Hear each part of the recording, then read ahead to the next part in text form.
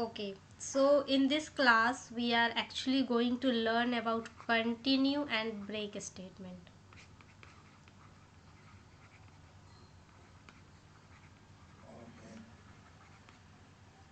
These two are basically to control the looping part actually. Let's say I am in the loop, and let's say I have just by mistakenly created an infinite loop, and let's say I want to print 1 to 10, and in some middle of time I decided not to print 1 to 10, I want to print only 1 to 5. So these kind of cases can be handled by this break and continue. It is basically used to control the loop.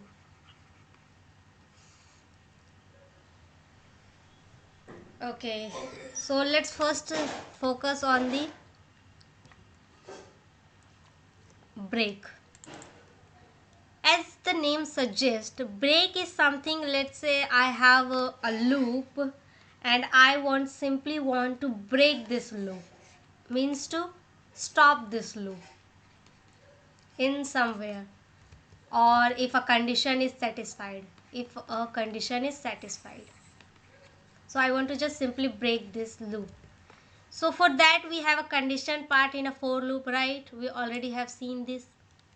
But let's say I want to print 1 to 10. So what I have written, 4 is equals to I is equals to 0, or let's say 1, I is less than or equals to 10, I plus plus.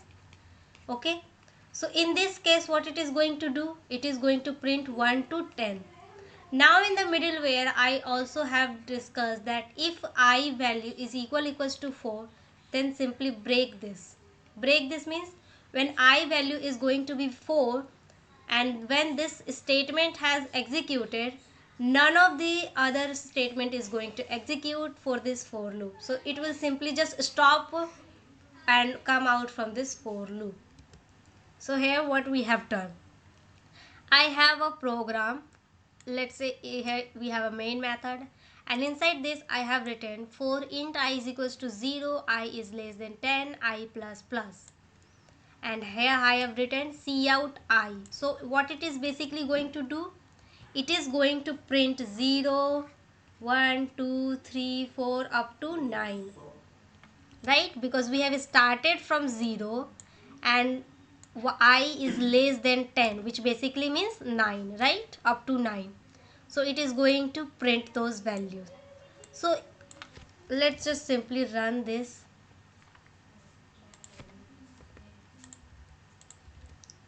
and for now I will just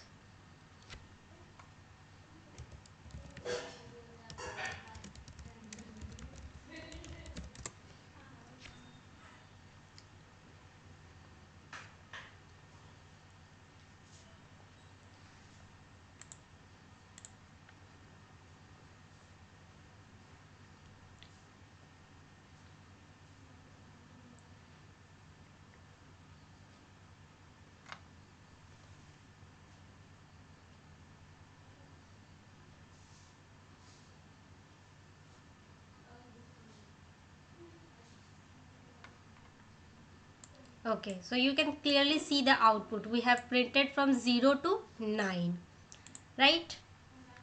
So now let's say I want to print only from 0 to 4. I only want to print 0 to 4. In this case what I can do, I can simply change the condition. I is equals to 0, I is less than pi, pi plus plus. So after changing this condition it is going to print 0 to 4, right? But let's say some programmer or some situation where I cannot change the condition of this 4. I cannot change the condition. So in this case what can I do? I need to have a second condition. Second condition based on which this for loop should be printed only this value. So how can I do that? I will simply can use this break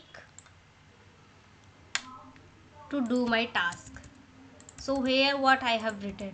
I have written here that if I is equals to 4, for first I value will be 0, then it is going to be incremented by 1, then 2, then 3, right? So when I value is going to be 4, it will come inside this if block, right? And whenever this break statement will execute, it is simply going to break the all and come to this return statement directly. So it will completely break the for loop. None of the condition, none of the increment, nothing is going to happen after executing this break statement. So if I simply trial run of this program, for I is equals to 0, I is less than 10, I plus plus, and here we have written cout I value, and here I have a condition if I is equals to 4, simply break it, right? So let's say I value for the first time it is going to be 0, right? And then it is going to be in this is our output window, so it will print the 0 value. Then it is going to I plus plus, then I value will be incremented, I is again less than 0, and here we need to check if I value is equals to 4. No, this time it is not true, so it is going to print this cout, then I plus plus again, I plus plus again, and when I plus plus 4, so 4 is less than 10, right? Yes. Actually, you can mute your mic because there is a background noise. Okay.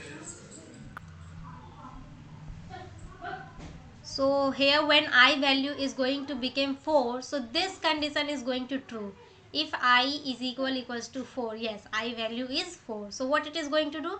It is going to execute this break statement. So what it is going to do? It will just simply come out from this whole loop, and whatever the statement it is going to print.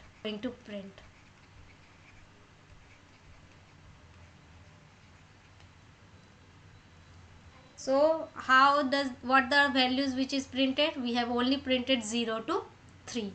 So the break statement to break this for loop, and we can apply this break not only to for loop, we can apply this to while loop, we can apply to do while loop, we can also apply to switch statement. Switch is basically, let's say I have a value, let's say cout, I want to write a program to enter age, right? So let's say someone will ask you, well, please enter your age. So whenever you write a age greater than 115, it is going to break that switch. So how can I do that? I will simply take this value C in inside age, and if age is greater than 115, then I will simply write break, right? I will simply show an error message cout invalid age value, and I will simply write break. So let's say there is a software of patient to enter the details of patient. So inside the patient there is a box called age, and inside this age whenever a user enter greater than 115 value, let's say I have enter 116. So in this software what it is going to do, it is going to show an error message that you have entered the wrong age value. So we can do the same using this break.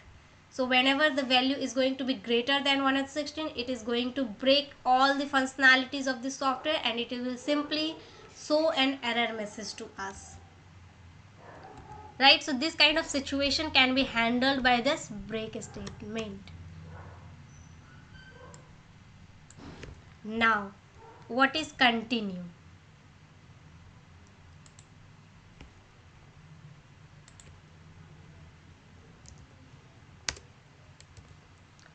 What is continue?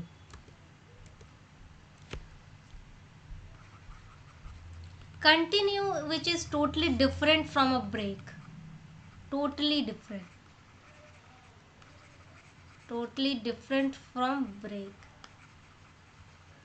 Break is basically used to completely break our for loop, our while loop, our switch statement, all of that, right?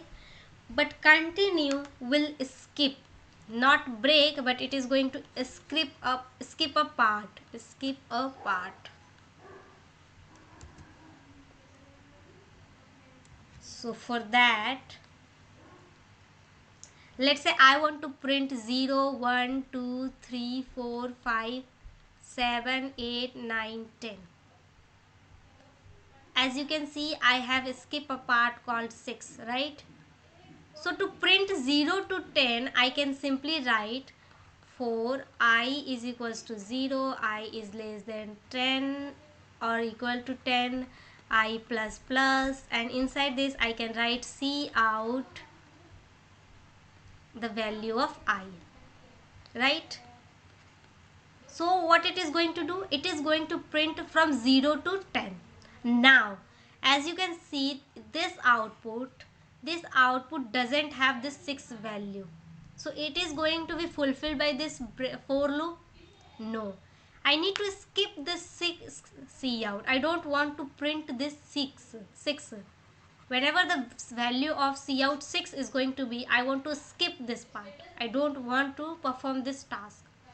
So for that, what can I write? If I value is equals to 6, just simply continue. What it is going to do? Let's have a trial run for this.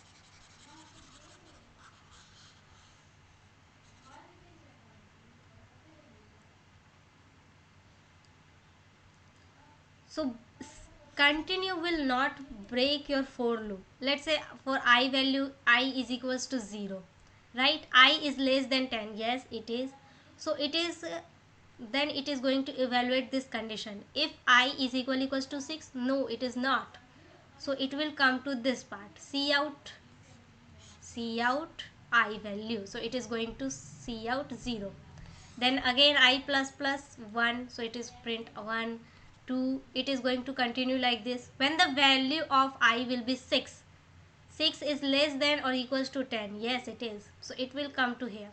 Now this condition will apply. If I is equals to 6, it is going to return true, right? So this continue statement is going to execute. And whenever a continue statement execute, the code below it is not going to execute. We can have only one statement, we can have multiple statement, but none of the statement is going to execute. Whenever we have a continue statement, when it is going to execute, the code below it is not going to execute inside this block. So let's say in our for loop, in this let's say add some more statement. C out value of I plus 1, C out, and let's say if I is equals to 4, and something like this. So many statements after this. So whenever this continue statement is going to execute, all the codes below it is not going to be considered, is not going to be executed. What it is going to do? It will continue this statement, means it is going to skip all this part and it will directly jump to this I plus plus. So let's say when I value is equals to 6, it is going to continue, which basically means this C out statement is not going to execute, right? So what it is going to do? It will just simply go to I plus plus. So I value will be 7. Now this I is not equals to 7, right? So now it is going to perform these functions, all of these functions. So it is going to print 7. So skip is basically used, sorry, continue is basically used to skip. Continue is basically to skip the rest of the code. rest of the statements inside a block. Let's say in our some conditions, if this condition satisfies, I don't want to perform all these functions. If this condition not satisfied, I want to perform all of these functions, so I can achieve this by using this continue.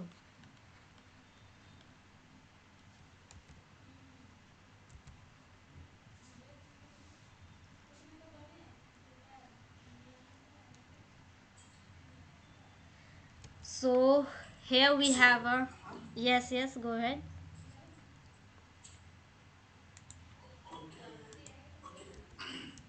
okay, okay. Like in the case of like in the case of where we have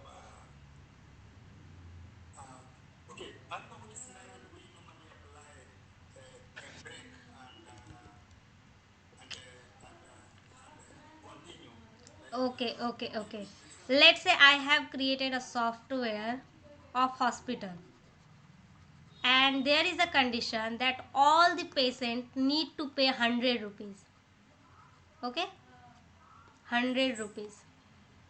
But in the case of a older citizen, in the case of older citizen, they do not want to pay this rupees. So how can I achieve this? I will simply write, if the age of the if the age of the patient is greater than 60, I will write continue. Otherwise, what I will write, let's take the value of money, then save it to database, then perform some other functions, right? So in case if it is greater than 30, then I will simply write continue, which basically means skip all of these parts. Right, now do you understand? Whenever you will not yes, need yes. to skip a statements on based on some conditions, I can apply this continue. And break is basically used to break all the functions which is currently performing.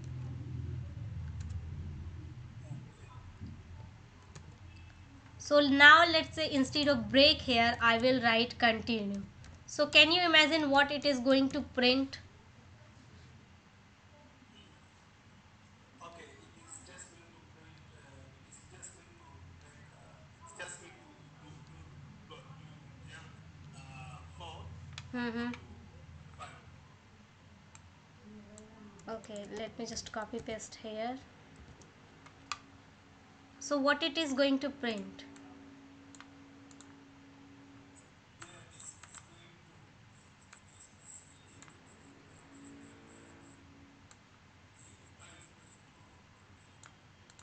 Okay, it will iterate from 0 Mm-hmm.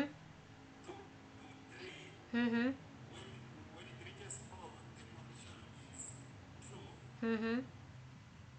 Then it will jump 4 and go to 5.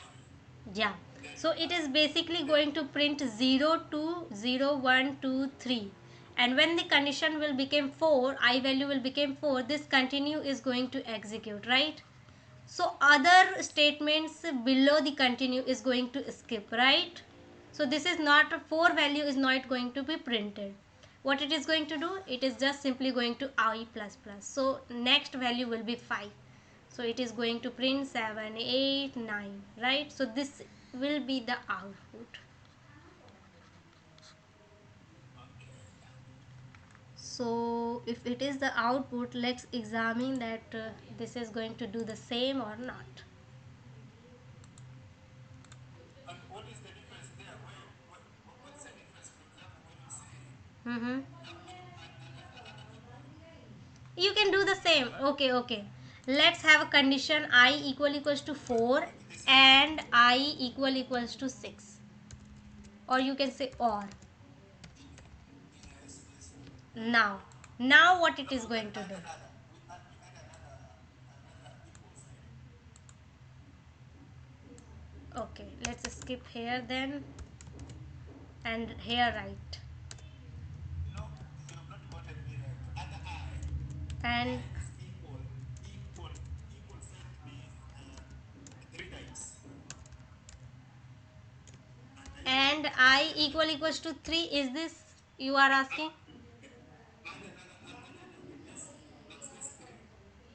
Instead of 3? This three equal another equal. Yes, three, five like that. Let's just compile this. As you can see, double 3 equal is not is a valid statement in C++. Actually, you have learned in JavaScript this, I think. That's where I saw it. I was forgetting about Actually, in reference type or value type, in reference type we apply double 3, and value type we apply only double equal. This is not accepted in Java, I mean in C++ actually. C plus. Okay, okay. Okay, now let's do one more thing. Instead of only one condition, let's apply one more condition. I equals to 8. So now what it is going to print? Okay, at the moment, I think it detects both conditions. Uh-huh. So do you remember this Okay, OR statement? We have learned this in our previous classes, OR. yes, it detects either of the statement, if the condition means 4 or it means 8, so it detects either of them. So I think it's going to print, it's going to print up to Oh, 3, jump to 4, go to 5, and then when it, as well enters the 8. 7, the condition 7 also does that, then repeats again. 9. Yeah, that's right. So basically, in and whenever let's say this is our one condition, this is our second condition. So when both the condition is going to be true, only then it is going to be result as true. So it is going to true. This condition is also going to true. Only then it is going to true. But in the case of or, if any one of the condition will become true, let's say this is true, this is false, so it is also going to return true. Let's say this is false and this is true, so it is also going to return true. So if any one of the condition will become true, it is going to return as a true, right? In the case of or, so what exactly will happen? When the value of I will become 0, then it is going to simply print 0 value. So it is will be continue like 0 to 3. Now when the I value will become 4, this condition will come here. If I value is equals to 4, yes, it is 4, right? Or I is equals to 8, no, it is not. Or it is not 4, right? So one of the condition has become true, right? So in this case it is going to return as true. So this continue will perform, this continue statement will execute. So it will just simply skip this 4 and continue to I plus plus. Now this will continue like this. 4, this will print 5, 6, 7, and when the value of I will become 8, it is will again will come here. I value is not equals to 4, yes, so this will become false, but this will become true, right? So it is again going to return as a true. So this continue statement is all again going to execute. So it will just skip the parts and it will not print 8 value, and it will simply write I going to print 9. So this will be our output. So let's just compile and run this and check if this is correct or not.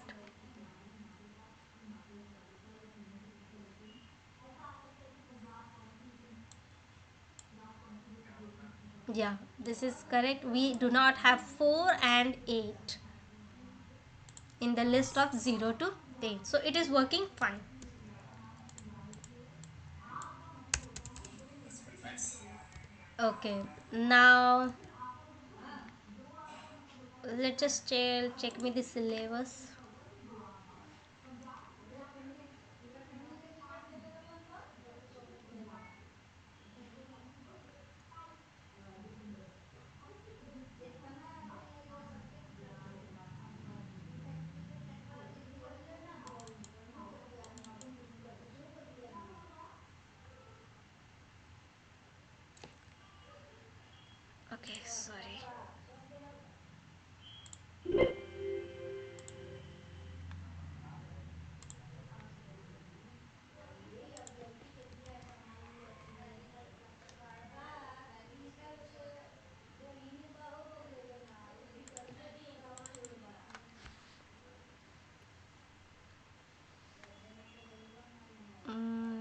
I think we have covered all of these one by one.